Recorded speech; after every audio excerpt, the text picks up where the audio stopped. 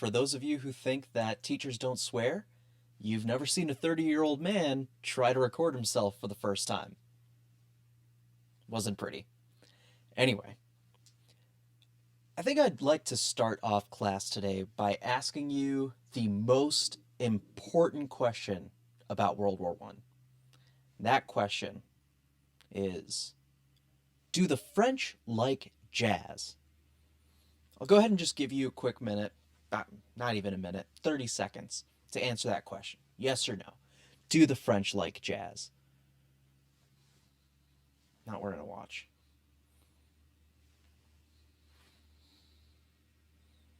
The answer is yes. I know that wasn't 30 seconds, but the answer is yes. The French love jazz.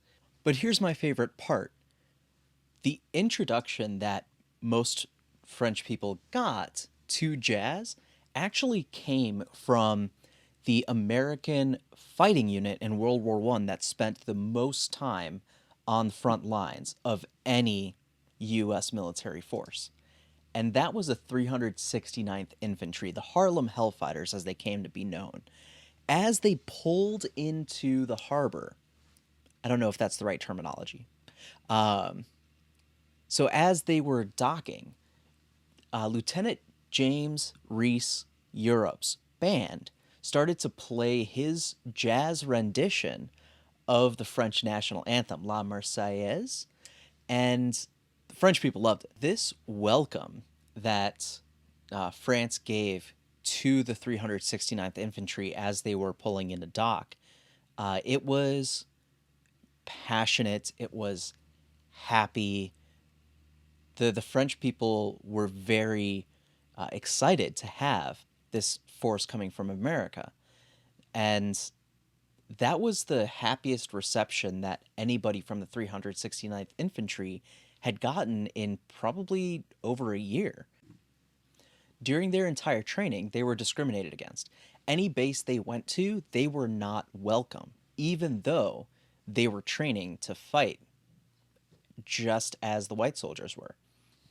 We're going to split into groups. Now, you can work with the person next to you or the couple of people next to you. I would actually like groups of 3. And what we're going to do is we're going to pass out some butcher paper. So Mr. Hypothetical here is going to start passing out these big sheets for you to make a little poster on. He's passing them around right now, so we'll let him do that real quick. All right, but before we split up, I want everybody to take a look at the board. On that, who can tell me what I have listed there? Go ahead. Alrighty. You are absolutely right. Those are the classroom expectations that we made on the first day of the semester. So, because we're going to be working in groups, we're going to be talking about our opinions, and we're going to be taking stances, and we have to come together and decide on something as a group. What I want you to do is keep these expectations in mind. Because even if the conversation gets a little bit heated, it's still important to maintain that respect, because we're going to be discussing our ideas, not, demonizing a person. Yeah, Jody. That's an excellent question. Yeah, you 4 can work together. That's absolutely fine. I know you've been helping Marcel out a little bit. That's absolutely fine. So, now that those are handed out, go ahead and make that sheet, look at it hot dog style. So it's like this, horizontal, landscape, that sort of thing. Like this. Now, what I'd like to do is show you just a little example as to what I'm going to be asking for. Ta-da! So here's basically what I'm asking for. Now, you're going to split your page into thirds, just like I have done here. And on this first section, what I want you to do is I want you to write up at the top, ordinary. Like so. And then about halfway down, write extraordinary. On this first section, what I would like you and your group to do is come up with 3 or 4 characteristics of what makes somebody, just anybody, ordinary, and come up with 3 or 4 characteristics of what makes somebody, in your opinion, extraordinary. Also, in those 2 different sections, you're going to give 2 examples, and these could be celebrities, people in your life, just no peers. Don't use any peers for your examples. You're going to give me 2 examples of somebody who you think is ordinary and somebody who you think is extraordinary. So 2 examples each. And once you've done that, just go ahead and have your group just look up at me, do a little dance, just put your pencils down, just make it known that you're done. So I'll go ahead and give you just a few minutes to do that. So class, Robert just brought up a fantastic point. So I realized that a lot of you were actually at the away game last night, and the buses had an issue. So raise your hands if you didn't get back until really late last night. All right, that's totally fine. Then let's do this. We're going to extend this out a little bit. So, break out the Chromebooks. Go ahead and do a little bit of research on the 369th Infantry. In this situation, Wikipedia is an okay source to use. I'm not asking you to do in-depth research. Take about 10 minutes to learn about the Harlem Hellfighters, 369th Infantry, in World War I. Try to find something that intrigues you. It would be great if everybody in your group can take a look. So if you have a couple of the Chromebooks with you, that would be great and you can share. Or take a look on your phone. In 10 minutes, we'll come back together in our groups and get cracking on this poster. All right, thank you. All right, excellent. So you all did some great, research, nose to the grindstone. Like to see it. Fantastic. Now go ahead and complete section number 1 with your group. That, again, is ordinary and extraordinary. Give 3 or 4 characteristics of what is ordinary to you and what makes somebody extraordinary. And then give 2 examples. Now, the examples I chose, just to give you a little bit of a guide, I said ordinary, a person might be complacent, or selfishness is a characteristic of somebody who I would consider ordinary.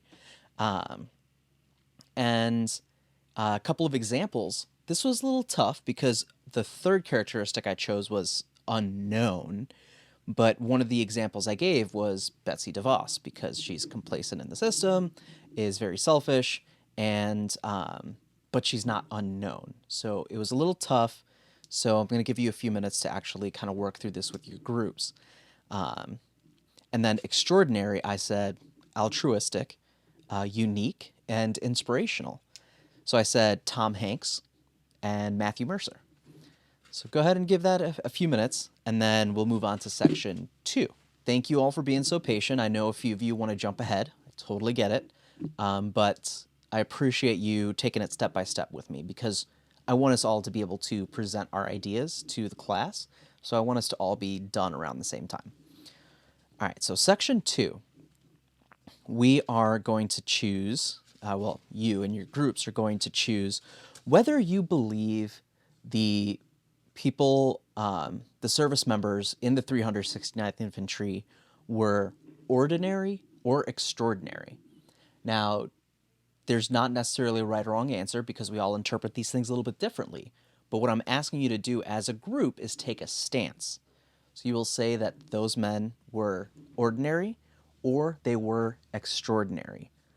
And then we'll talk about some of those answers as to why you think that, which you're going to write on your poster in section 2 after when we get to presenting, basically.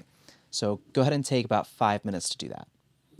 Julia, I know you're getting antsy, but you have to stop putting gum under the desk. So in section 3, you are going to be writing about whether you whatever you chose, ordinary or extraordinary, for the 369th Infantry Unit, or the people in it rather, you're going to be saying how you think labeling them as ordinary or extraordinary is going to affect how you read this book, how it's going to influence your conceptualization of what they were going through, how it's going to influence your understanding of the time period, how it's going to influence your attention span too. I mean, try to think about all the different ways that you get affected when you are reading about characters in a story or watching a film. How you view the people in it has a huge impact on how you read. So take, no, let's say 7 minutes for that. And by the time you're done, you should have a 3-section poster. And we're going to come back and we're going to talk about it. Come on back. All right. Yep. Nope. Stay with your groups. That's totally fine. We're going to be presenting here in just a minute. So stick with your groups. We're going to be presenting these, what I like to call in Mr. Vastani language, metacognitive flowcharts. What we're doing is we're talking about how our thinking is influenced. And the way that we're going about it is looking at our definitions, which was section 1. I'll bring this back up here. Looking at our definitions, then looking at our stance, which is built off of these definitions. So going into our stance, and then once we've made this decision, not assumption, but once we've made, taken this perspective, how does that perspective influence our understanding? Now, this is a predictive measure because we're thinking about how it's going to affect our understanding later after I give you the homework, when you go back home and you read this stuff. But that's really the importance of kind of looking at things in a metacognitive way. All right. So group 1, go ahead and stand up, introduce yourselves loud and proud, and let's hear what you have to say. Guide us through your flowchart. Fantastic. For those in the back who couldn't hear, what they said was they had very similar things to the example for the ordinary and extraordinary, altruistic, complacent for ordinary, unique for extraordinary.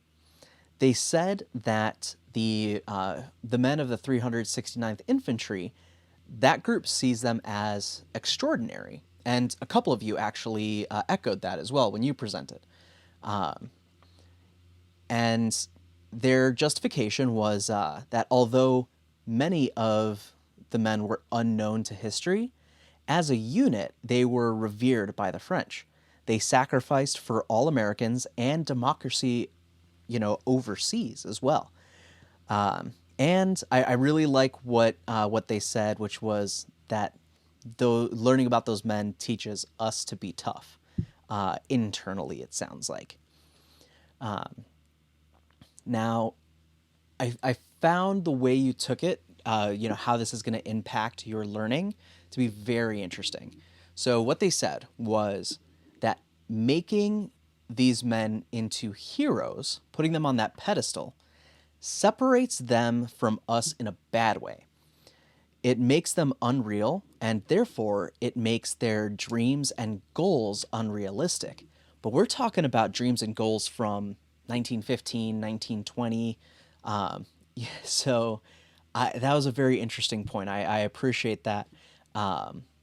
And some of you, actually, group 4, you said that you think that they are ordinary for the exact, same reason, that looking at them as just people is important because then we make them human. We make them real. And that means that their struggle continues to be real and makes it kind of our struggle, doesn't it? Some of the big takeaways from what all the groups were talking about, there was definitely agreement that deciding on what makes somebody ordinary or what makes somebody extraordinary is a very difficult thing to do, because there are people who we thought were extraordinary who it turns out now we think are ordinary, and then there are people who we think are ordinary by by the definitions we made, and it turns out that the way that we feel is different.